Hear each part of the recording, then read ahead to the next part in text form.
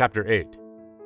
After showering and crawling out of the window into the bushes, where his manly black boots landed with a thud, Gabe walked around the facility and got into his truck.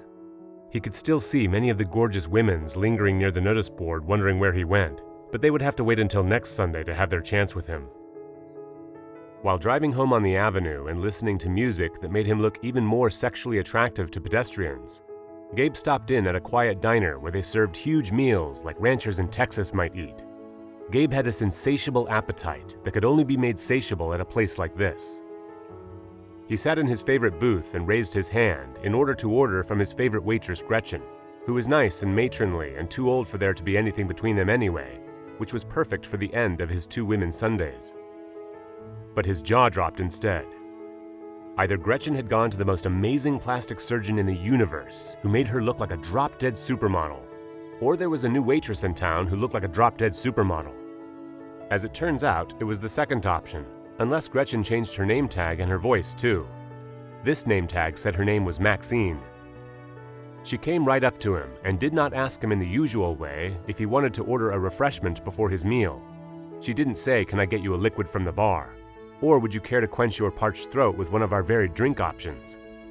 Instead, she looked deep into his eyes, then sort of flitted them down so he would notice her finger as she traced it along her short apron near where her thighs met. Then her voice above him asked if he was thirsty. Gabe said he wouldn't mind a sip. Maxine looked around the place, where there weren't any other waiters or customers, thankfully. She wasn't going to make very much in tips tonight, but she was about to get a giant tip, as in the end part of Gabe's penis in her, if you know what I mean. The part of it furthest from the body that looks like a handsome mushroom, before it changes shape and turns into a normal tube.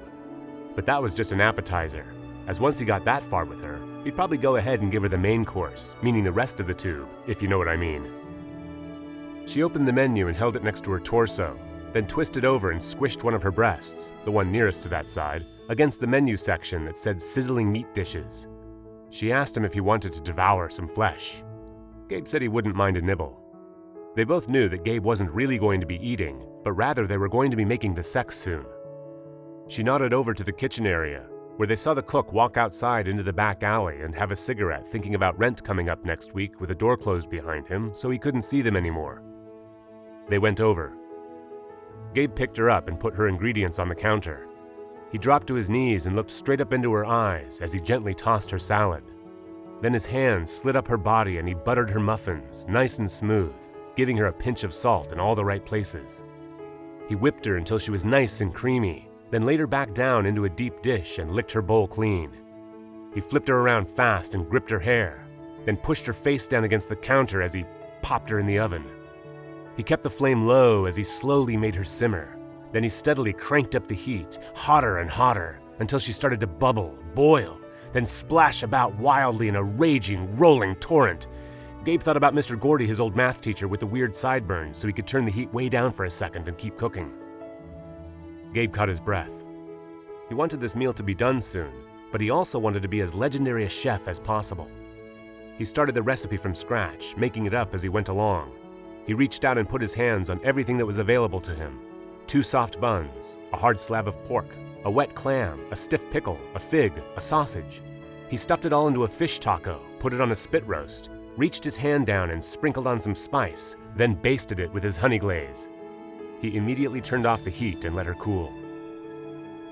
After a few moments, Gabe stuck a fork in her to make sure she was done. Oh, she was done all right. In fact, she was a bit overcooked. He placed a slice of orange and a sprig of parsley next to her and left,